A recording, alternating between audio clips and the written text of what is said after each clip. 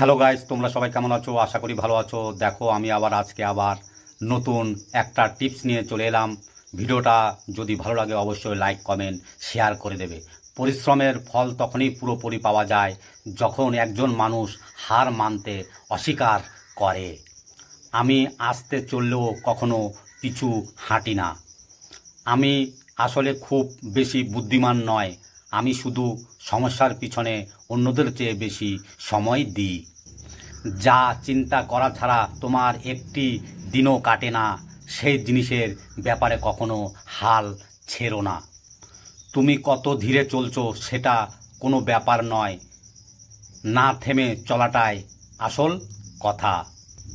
তোমার কতক্ষণ চেষ্টা করা উচিত? যতক্ষণ না কাজ হয়। হার মেনো না।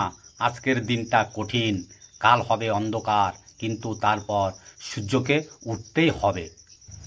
যদি আপনি কোনো কাজে অসফলতা না পেয়ে থাকেন তাহলে আপনি নতুন জিনিসের আবিষ্কার করছেন না। যদি কোনো কাজ আপনার কাছে খুবই গুরুত্বপূর্ণ হয়ে থাকে, পরিস্থিতি যতই আপনার বিপরীতেই থেকে হোক না কেন, তাহলে আপনার তা অবশ্যই করতে হবে। যে ব্যাপারে তুমি সত্যি বিশ্বাস করো সে ব্যাপারে কখনো হাল ছেড়ো না, পথ তুমি খুঁজে পাবেই। আমার সাফল্যর গোপন সূত্র হলো আমি কখনো হাল ছাড়ি না। হার না মানা মানুষকে তুমি কখনোই হারাতে পারবে না। কোনো অবস্থাতে হাল ছেড়ো না, কারণ সময় যখন সবচেয়ে খারাপ তখনই স্রোত নতুন দিকে মোড় নেওয়ার সম্ভাবনা বেশি থাকে। যদি হার না মেনে চেষ্টা করে যাও তুমি একদিন সফল হবেই।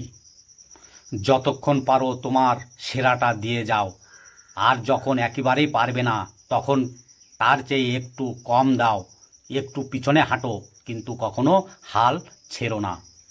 ব্যর্থ হওয়া মানে হেরে যাওয়া নয়, ব্যর্থতা নতুন করে আবার শুরু করতে পেরো না। হাল ছেড়ে দেওয়ার মানে হেরে যাওয়া।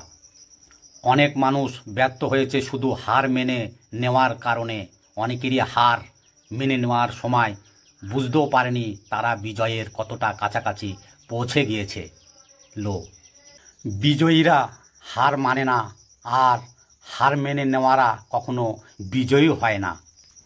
দুনিয়া আপনার সম্বন্ধে কি ভাবছে সেটা তাদের ভাবতে দিন।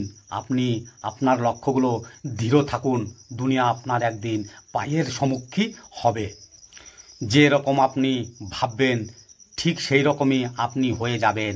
যদি আপনি নিজেকে দুর্বল হিসাবে বিবেচনা করেন তাহলে আপনি দুর্বল হয়ে যাবেন, আর আপনি যদি নিজেকে শক্তিশালী মনে করেন তাহলে আপনি শক্তিশালী হয়ে উঠবেন। ব্যর্থতা আসলে নতুন করে শুরু করার একটা দারুণ সুযোগ। এবার তোমাকে শুধু আরেকটু বেশি বুদ্ধি খাটাতে হবে।